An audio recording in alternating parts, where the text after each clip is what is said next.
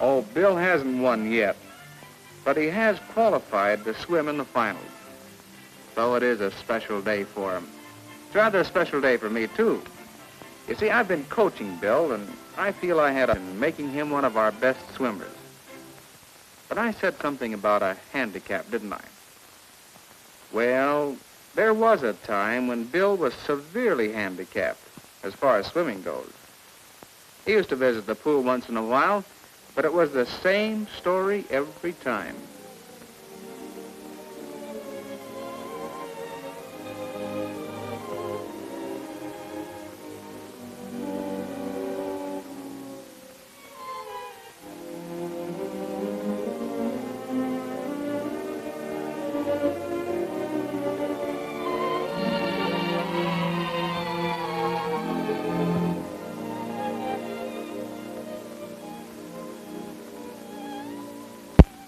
He'd never learn that way.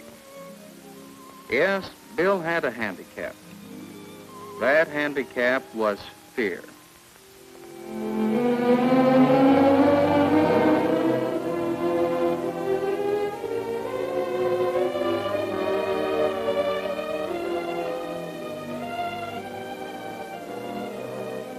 At first, Bill's friends used to ask him to join in the fun. Hey, Phil, come on in. But no, there was no use. They forgot Bill was there. But Bill couldn't forget himself. He kept thinking and worrying.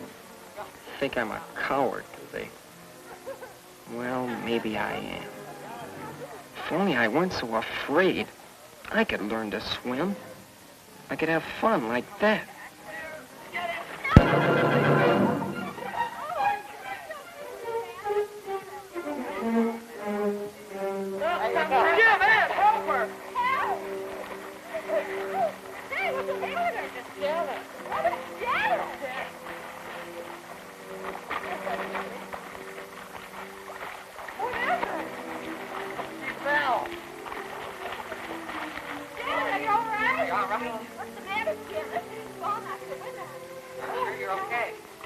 Sure. I'm a coward. Afraid of the water. Afraid to jump in and help somebody. And they're not cowards. Ed or Jim. Or Janet either.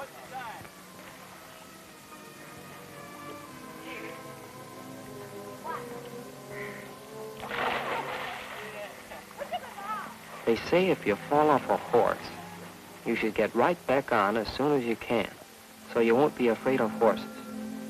I guess she's not going to let this thing worry her. Well, what's the use?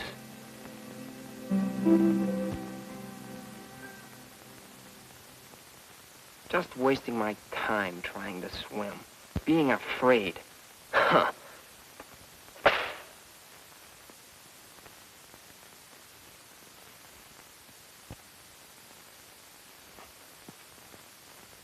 Giving up?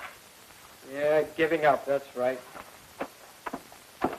You're Bill Brent, aren't you? My name's Barker. I'm the swimming instructor around here.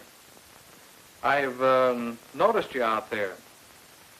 You really want to swim, don't you? Oh, it's no use, Mr. Barker. I'm afraid. I'm a coward.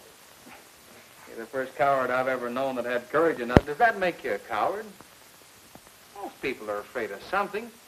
Most folks are afraid of wild animals. A lot of people are afraid of speeding cars. I am. I always get out of the way when I see one coming toward me. I guess that makes me a coward, too. That's different. That makes sense. But being afraid of water, it's silly. It's easy to say a fear is silly, but that doesn't necessarily help. You know, you're letting yourself get in the habit of being afraid. In the habit? Yes. Hey, maybe you know my kid sister. She used to be afraid of dogs.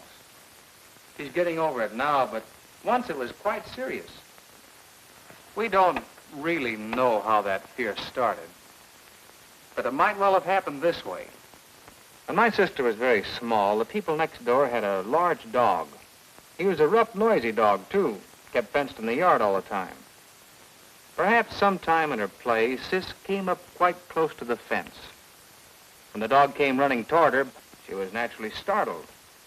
And, well, if that happened several times, you can see how she might have gotten the habit of being afraid of dogs. And that habit stayed with her long after she forgot all about the first dog that frightened her. You said she was getting over it now. How did she do that? How did she? Well, she knew it was an unreasonable fear, and she wanted to overcome it. So she and I worked together. We figured she should know dogs. We felt she should make friends with dogs. It wasn't easy for her. We took it very slow. My knowing that a dog wouldn't hurt her wasn't enough. She had to know. She had to have experience in handling dogs, caring for them. There was a cute little puppy. How could she be afraid of him? How could she help loving the little fella? Who wouldn't come closer to a big dog for a chance to play with a puppy a little longer? Who could remain afraid of the pup's mother very long? Certainly not my sister. It takes experience, knowledge, determination, and insight to overcome fears that are not rational. But it can be done. Maybe some people can do it, but I'm too much of a coward. If you keep calling yourself a coward, you're apt to start acting like one. Hey, didn't I see your picture in the paper the other day? Something about a bicycle ordinance, wasn't it? Yes, I just happen to have a copy right here. One copy. Oh, yes, here we are.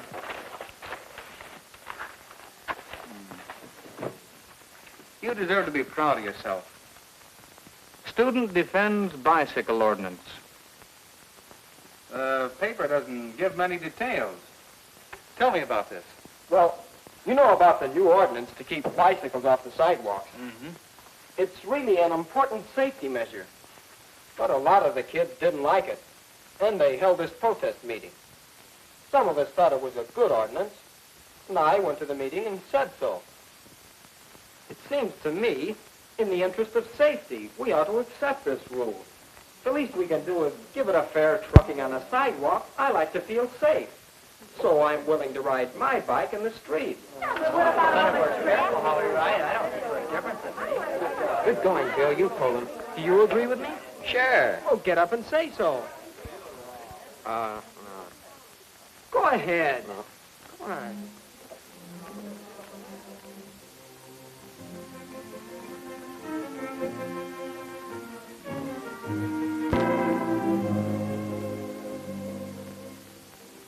I tried to get Ed to speak up, but he wouldn't. And the kids are still all steamed up. I don't know.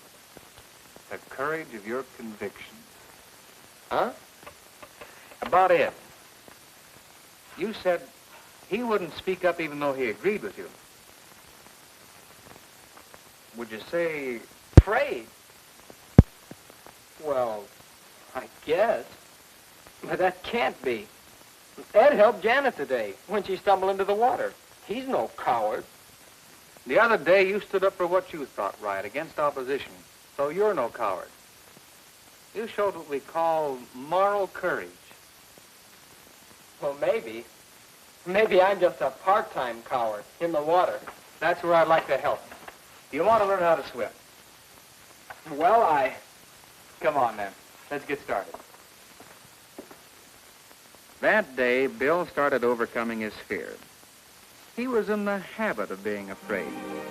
So the important thing was to get him in the habit of not being afraid.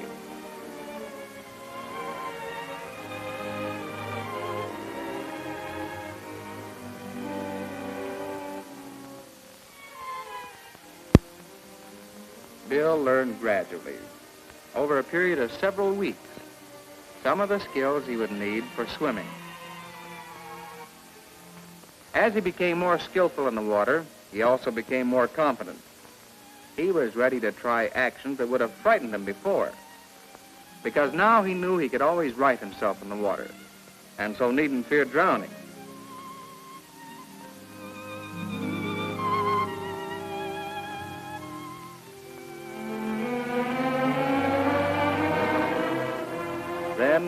As he learned more, Bill gradually eased into deeper water. If he could swim across the shallow end of the pool, he could swim across the deep end.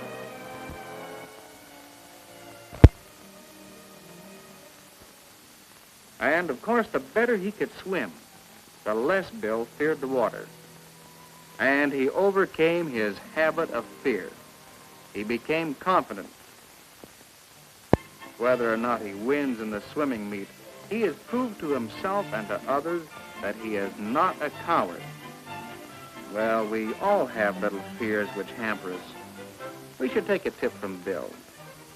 Our lives can be richer, happier, if we overcome our fears.